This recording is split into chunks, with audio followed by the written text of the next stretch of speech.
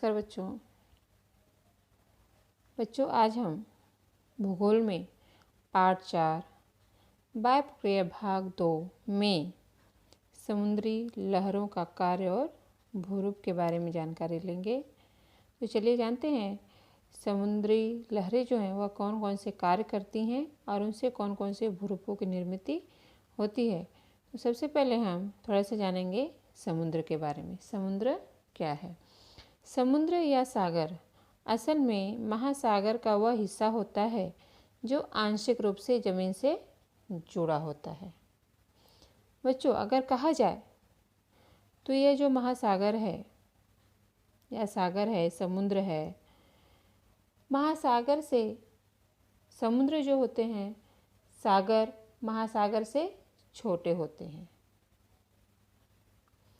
इसे हम ऐसे भी बोल सकते हैं कि महासागर सागर का एक बड़ा रूप है या सागर महासागर का एक छोटा सा हिस्सा होता है।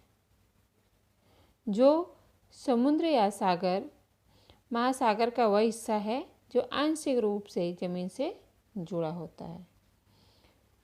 कई सागरों को खुद में समाने वाले महासागर खारे पानी का एक बहुत बड़ा जल क्षेत्र होता है। बच्चों आपको पता होगा समुद्र का जल जो होता है वह खारा होता है।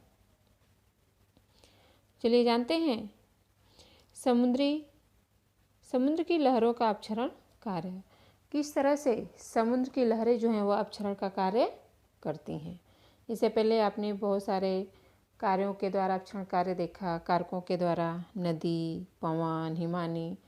तो अब हम देख रहे हैं कि समुद्र की लहरें जो ऊपर उठती हैं, चट्टानों से टकराती हैं, तो वह किस तरह से अपक्षरण का कार्य पूरा करती हैं।